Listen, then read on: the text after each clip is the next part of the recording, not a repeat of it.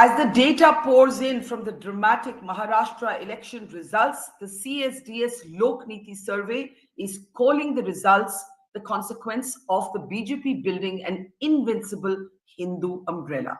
I'm Barkha Dutt, you're with the Mojo story. Our focus today continues to be on decoding the results that we have seen in Maharashtra. Results that have come as a dramatic jolt for the opposition party. Remember, the three parties of the MDA, the Mahavikas Agadi, have together got fewer seats than the Eknath Shinde Shiv Sena faction. It is now well established that women have been a game changer in this election thanks to Shinde government's Ladki Behan scheme. But it may surprise you to know, as the CSDS Lokniti survey reveals, that 22% of Muslim voters also voted for the BJP-led alliance. There's a lot to understand and decode here, including the impact on national politics as well as political strategy by all parties. Joining me on the program today is our newsmaker, Professor Sanjay Kumar of the CSDS. Sanjay ji, always a pleasure. Let me start by asking you how surprised you were with the actual result. No, absolutely surprised. Why I say that? Because our estimate from the survey clearly indicated that Mahayuti is ahead in the electoral race. Remember, when we talked long before the elections took place, we had done a survey even before the dates were announced. In that survey, we got a sense that it is a close fight, but in that survey also, we got a sense that Mahayuti is ahead. When we did our pre and post poll mix kind of a survey, very close to the date of voting, we did get a sense that Mahayuti is ahead by, say, 4 or 5% vote share. And we went public indicating that our survey estimate 4% lead for Mahayuti. If that was the case, then Mahayuti could have got 160, 165 seats. So certainly, Mahayuti getting 230 or crossing 235 seats was a surprise to me and my team as well. Now, your survey describes the different groups that backed the BJP-led alliance. And I'm just going to read out some of these details. You say 1 in every 3 Marathas, including the Kunbis, voted for the BJP-led alliance. You find that 1/4 of every Adivasi respondent and 1/5 of every Dalit supported the BJP. Nearly 4 of every 10 OBCs backed the BJP. I'll come to the religious question later, but when we look at these caste groups, Sanjay ji, how do you explain this? It's what you call an invincible Hindu umbrella.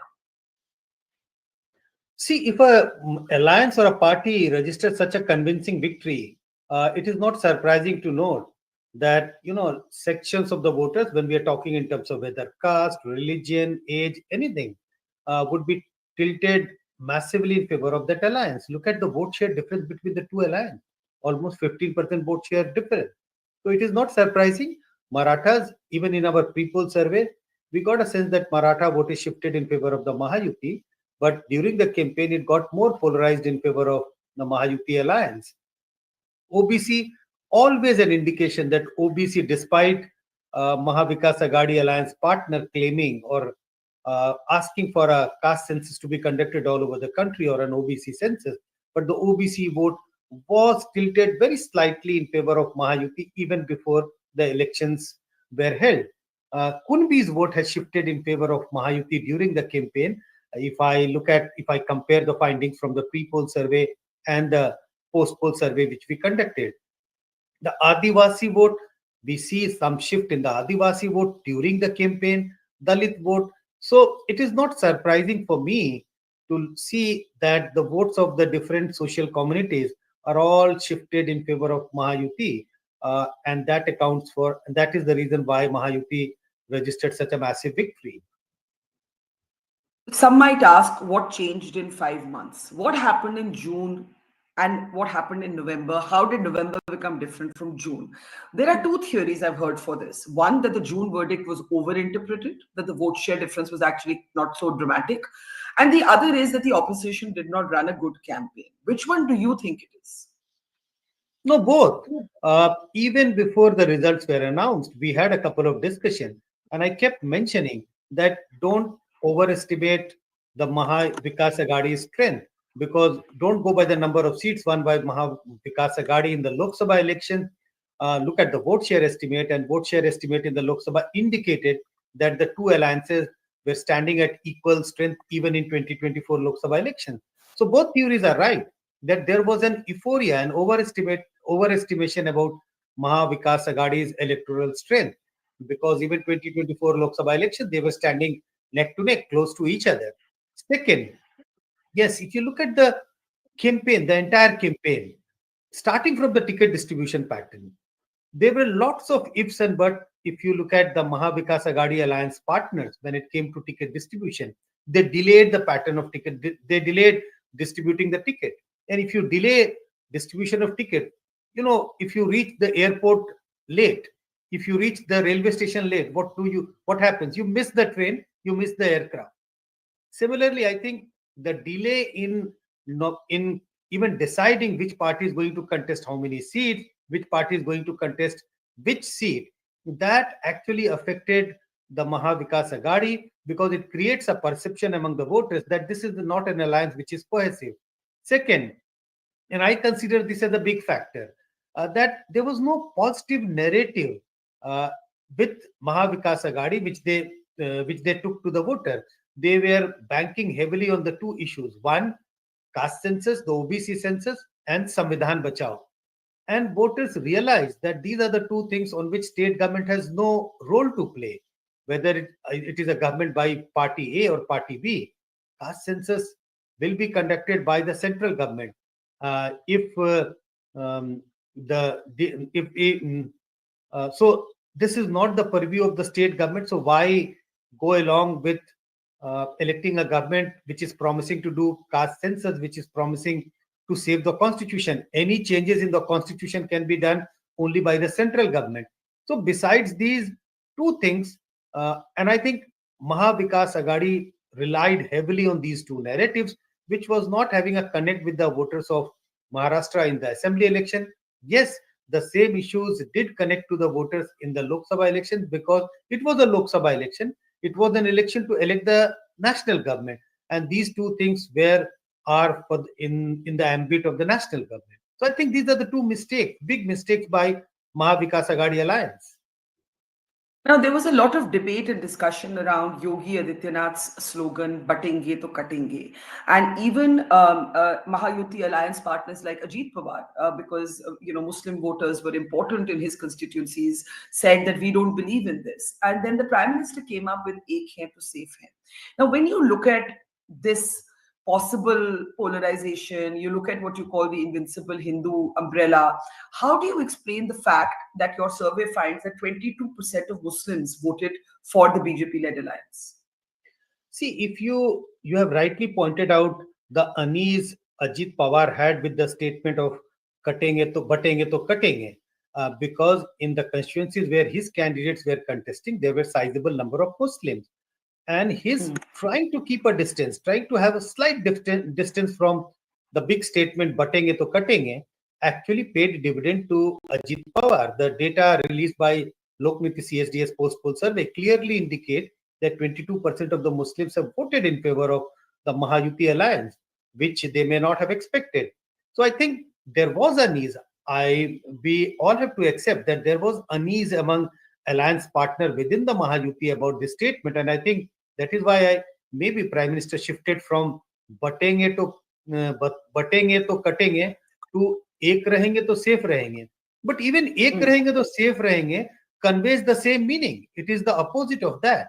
So this, I think, this campaign did pay dividend to the BJP in select constituencies. It helped the voters to mobilize in favor of Mahayuti alliance in the urban constituencies, because the question which is being asked all the time, that why this slogan worked in Maharashtra and why did not work in Jharkhand, and the answer to that question is Maharashtra is a very urban state. It is 45% urban, and if you look at Jharkhand is only 25% urban. So this is a slogan which connects with the urban Indian middle class. I'm not saying that all urban middle class would vote on this slogan, but it connects. It attracts them. It catches the attention of them. And when it catches the attention of the urban middle class, you are bound to get some votes which you may not have expected earlier. But how do we explain the increase in the Muslim vote? because Ajit Pawar played a very strategic role. He created a distance because his candidates were largely fielded in constituencies where there's sizable number of Muslim vote. So he created a distance. He kept a distance from that, and some local considerations. I'm not sure whether we would be able to say very clearly about what were the local consideration based on the survey, but some local consideration also helped Mahayuti in getting some Muslim vote. But these are concentrated in pockets. These are not spread all over Maharashtra. What we call the X factor, but we should call the Y factor, the women voters. The Eknath Shinde Ladki Behan scheme, you've done a lot of work and analysis on this. How much did it change? There is one theory that among the Muslims who voted for the BJP, Muslim women may be among them, that this was a hugely successful sort of scheme and it had great resonance on the ground.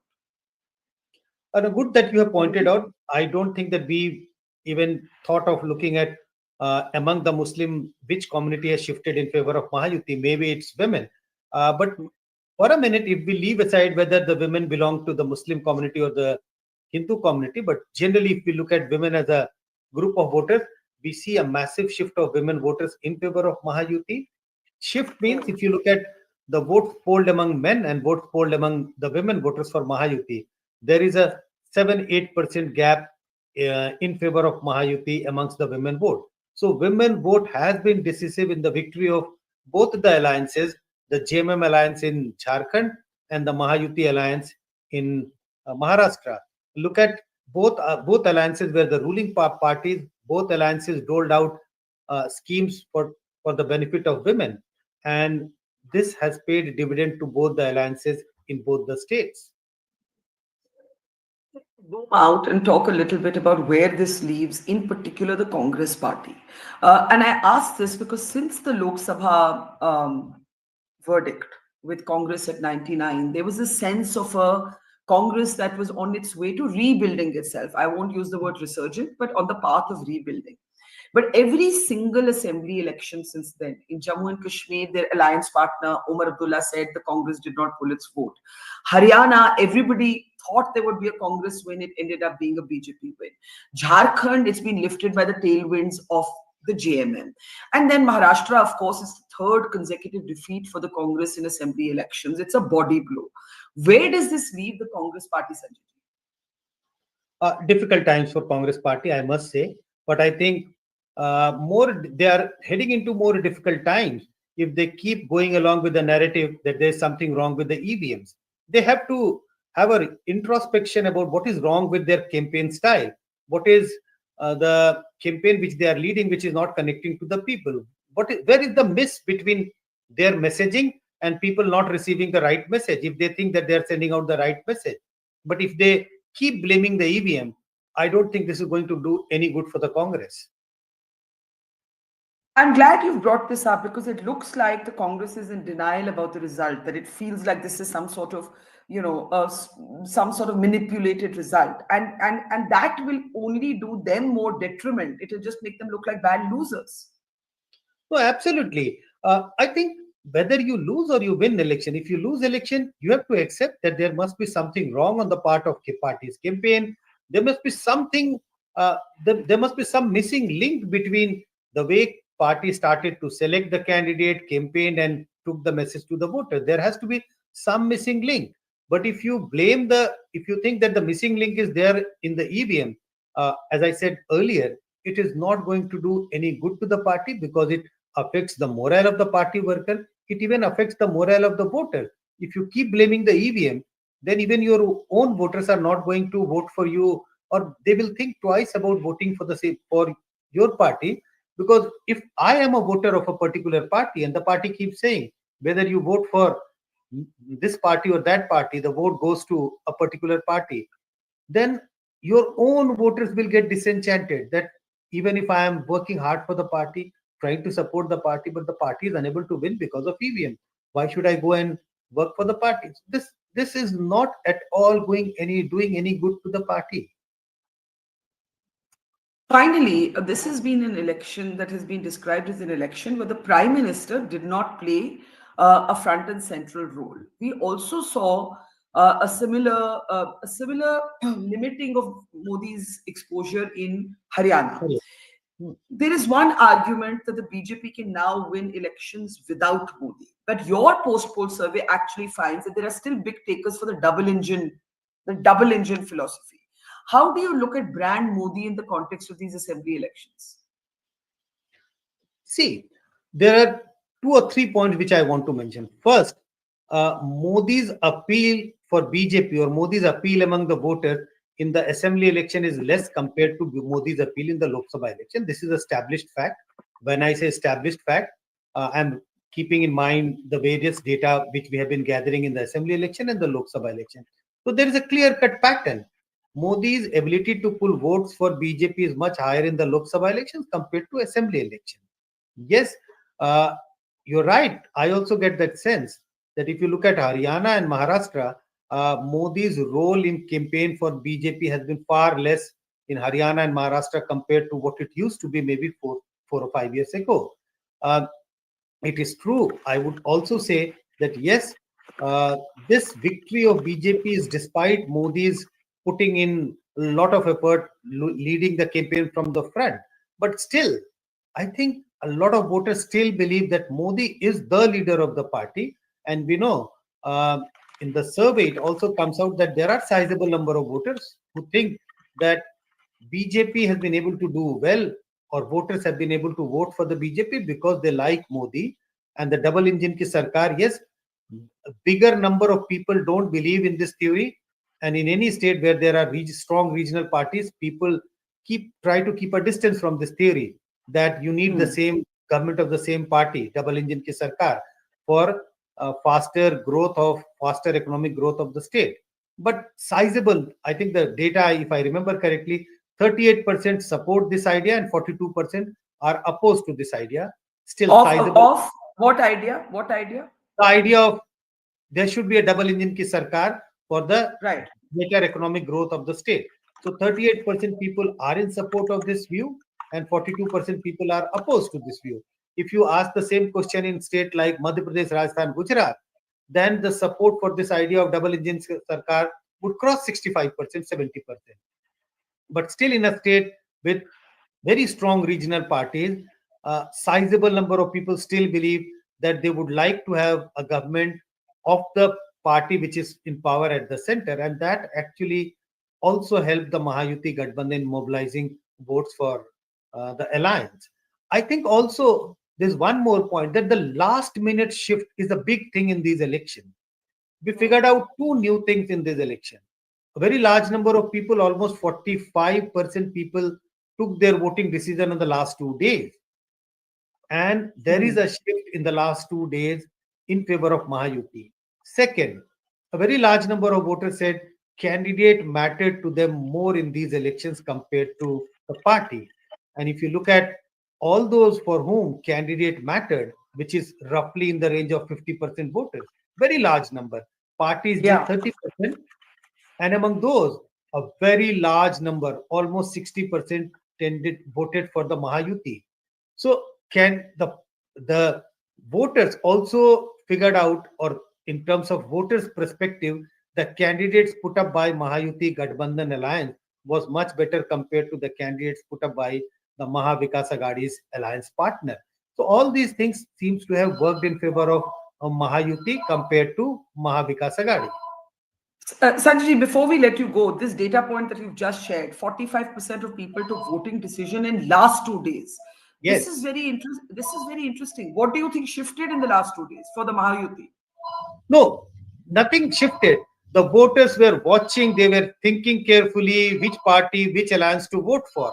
So that's the reason why voters were watching, and that is connected to the candidate choice. They were looking at the merits and demerits of the candidate while voting. We'll let you go now, but this is an astounding data point. 50% of voters surveyed said that the candidate mattered more than the party, which means that we're entering an era of really hyper-localized sort of elections, making election management and the operation on the ground much more important than even the rhetoric that is seen on social media and media. Professor Sanjay Kumar, always a pleasure. Thank you so much, and talk to you again soon. Namaskar. Thank you. Thank you, sir. It's great to see you here. Thank you for watching our work. If you haven't subscribed yet, don't forget to click the bell icon and subscribe to Mojo Story and support independent, robust journalism.